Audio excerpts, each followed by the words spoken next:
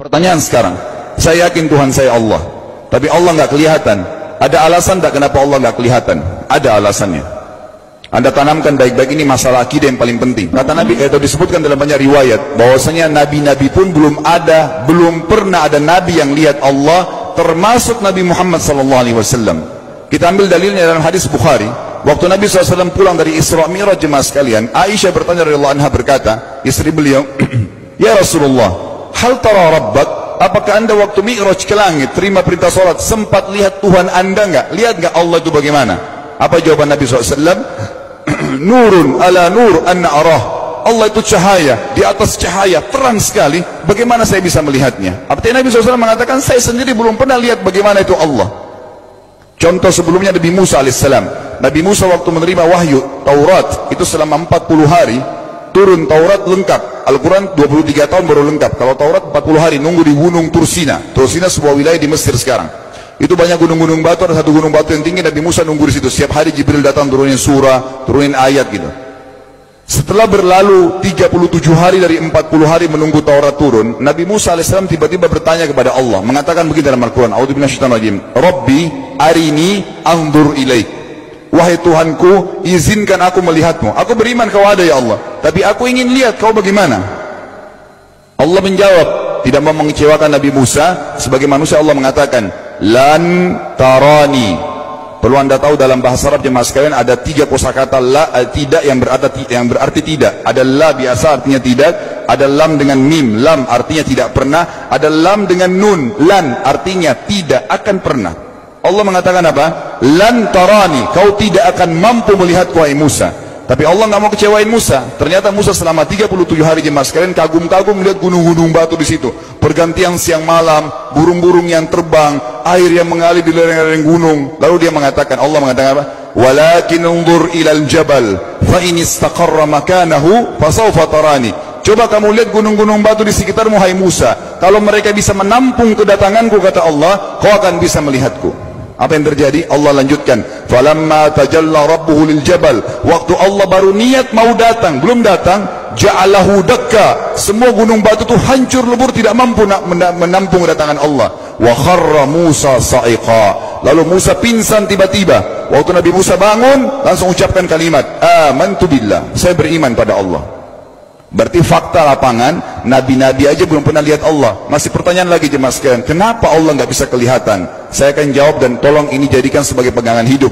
Ini landasan akidah kita. Kata para ulama, karena anda kalau sholat, anda mengucapkan satu kalimat yang merupakan jawabannya. Allahu Akbar. Allah Maha Besar. Akbar adalah siga mubalaghah dalam Islam. Sesuatu yang melampaui batas, Maha Besar.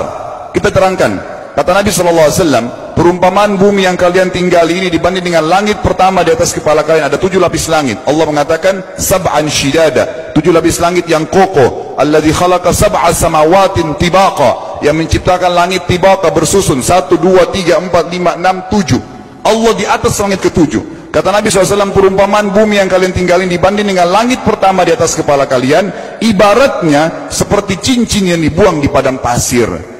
Jadi kita tidak akan pernah bisa melihat ujungnya langit karena kita sangat kecil, dan ini terbukti secara fakta. Apakah anda sudah tahu bahwasanya miliaran bintang-bintang yang ada di atas kepala anda yang jaraknya sekian miliar tahun dari bumi, dan sekian miliar tahun lebih besar daripada bumi, sekian miliar kali lebih besar daripada bumi, itu semua berada di bawah langit pertama. Manusia tidak akan pernah bisa memegang langit ini dengan telapak tangannya, karena dari sini saja ke Pluto jaraknya 270 tahun. Nggak bakal bisa ada astronot dikirim kena mati di tengah jalan.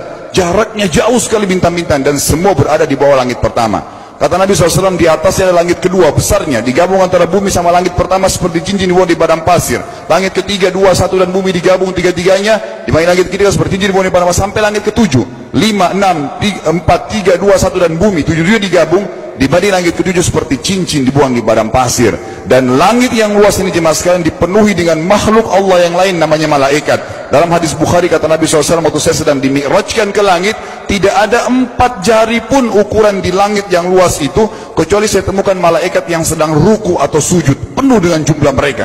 Anda tahu malaikat itu ada namanya nama kelompok, seperti Raqib, itu kelompok. Di bawah Raqib banyak miliaran malaikat, di bawah Atid miliaran malaikat. Sama dengan Munkar Nakir, ada memang nama kelompok. Makanya kalau manusia 5 miliar, rakib atidnya 10 miliar. Rakib atidnya 10 miliar. Lalu kata Nabi SAW, di atas langit ketujuh ada Sidratil Muntaha. Besarnya digabung antara 7 lapis langit dan bumi. 8 hanya seperti cincin di bawah di padang pasir. Di atas Sidratil Muntaha ada sebuah lautan yang Allah ciptakan. Lautan itu besarnya digabung antara Sidratil Muntaha, 7 lapis langit dan bumi. 9 nya seperti cincin dibuang di padang pasir. Makanya kalau anda baca Quran, anda baca ayat wa kana arsyu 'alal ma', singgasana Allah di atas air. Ini maknanya, air adalah ada lautan. Lalu kata Nabi SAW, arsy-nya Allah di atas lautan itu singgasananya Allah. Besarnya digabung antara lautan, Sidratul Muntaha, 7 lapis langit dan bumi. 10-10-nya hanya seperti cincin dibuang di padang pasir. Anda sudah hafal ayat kursi? Apa artinya? Ayat tanda-tanda kebesaran Allah. Kursi itu artinya bukan tempat duduk, tapi tempat pijakan kaki raja di singgasana. Kalau raja ingin naik singgasananya di pijakan kaki, itu namanya kursi. Kita baca apa? Wasi'a kursiyuhu as-samawati wal ard. Pijakan kakinya Allah saja sudah menutupi seluruh langit dan bumi ini. Jadi kita mustahil bisa melihat Allah karena besarnya Allah Azza wa Jal. Tinggal kita tutup jemaah sekalian. Kira-kira lalu bagaimana saya berhubungan dengan Allah? Jawabannya sederhana. Anda lingkari namanya Allah, ini Tuhan kita. Yang menyembah selain Allah kafir, yang mempartisipasikan Allah dengan makhluknya, masih sembah berhala, kuburan, jimat, namanya syirik. Dua-dua nggak boleh. Untuk berhubungan dengan Allah yang tidak kelihatan dengan mata kita ini, tapi kita bisa rasakan keberadaannya, cuman satu cara. Di bawahnya lingkarin ibadah, sholat, puasa, zakat, haji, takziah, ziarah kubur. Semua ini adalah rangkaian ibadah untuk berhubungan dengan Allah. Semua ibadah ini jemaah sekalian harus seperti yang Allah mau, bukan yang Anda mau. Ini penting. Karena kalau tidak seperti yang Allah mau, Allah tidak terima.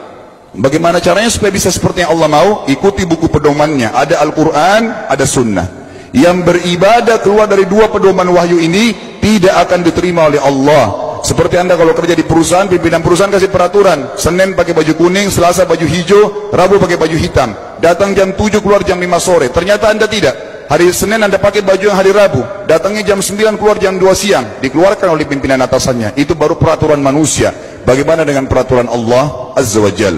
Maka kita simpulkan semua jemaah sekalian adalah, yakinlah Tuhan Anda Allah ada, satu-satunya Tuhan. Kalau Anda sedang sakit, yang ciptakan Anda Allah, yang ciptakan penyakit Allah, yang menciptakan kesembuhannya Allah. Kalau kita sedang musibah sama, kalau kita sudah senang juga sama. Semoga Allah SWT menjadikan kita orang-orang yang senantiasa beriman padanya, dan juga selalu berteguh dalam keimanan tersebut serta mengikuti syariat.